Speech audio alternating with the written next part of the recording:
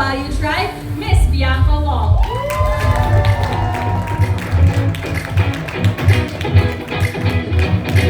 Hello, and good afternoon, everyone. Welcome to our G-Day 2025 media launch. No? So, I'd like to take a moment to thank all of our friends here from the media and all of our KOLs. Ang dami ata. Cheer naman kayo dyan. People from media and KOLs who made time to join us here today. We are so happy to welcome all of you here in our home, the Globe Tower. And also, we have some Globe leaders present here today. And to all of our ka-Globe who made time to join everybody here today. Thank you for coming. This week, we enter our most favorite season. And totoo to, favorite season namin in Globe.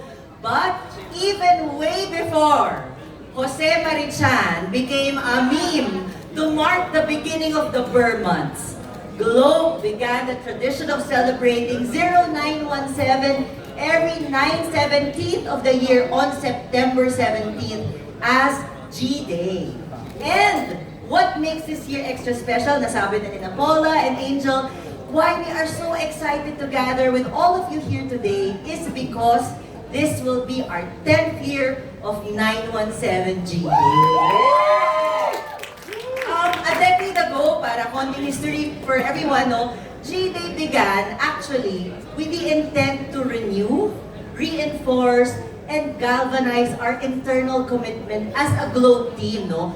To put the customer at the heart of everything that we do. Internal siya nung start, no? We came together as an organization to celebrate this commitment and rallied each other around what gives meaning and purpose behind the hard work that we do every day. Di po siya madali, no? But what it stands for is that it's meant to uplift the lives of customers that we serve, the Filipino people, through the power of inclusive connectivity and enabling digital innovations. But more than an internal team promise, we were determined to manifest this commitment to all of our customers. Thus, G-Day was born. No?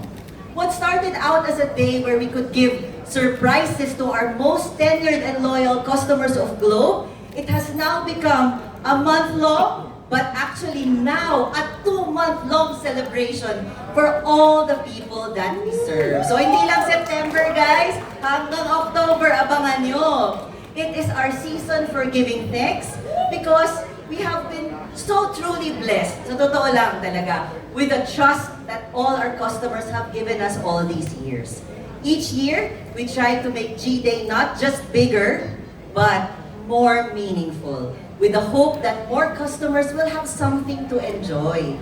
Anchored on insights, listening to customer feedback, leveraging AI technologies for hyper-personalization, we find ways to tailor-fit our rewards and experiences to the unique contexts and interests of our customers. We will even be celebrating across the different regions this year to meet customers where they are. We want every customer to feel seen and valued because every customer is like no other. Today, we are so excited to give you a glimpse of the G-Day surprises we've lined up. And we even have very special surprises prepared for the people here today. Yan. So, sit back and enjoy because this G-Day is like no other. This G-Day is just for you. It is our hope that by spreading good vibes, it creates sana a ripple effect with others that we find everyday reasons to be grateful for people, for friendships, for partnerships with all of you that make life better every day. We also have platforms in Globe that enable customers to spread the good vibes to a wide portfolio of partner beneficiaries. So, here's to making it a G-Day every day together. Thank you everyone and we hope you have fun this afternoon.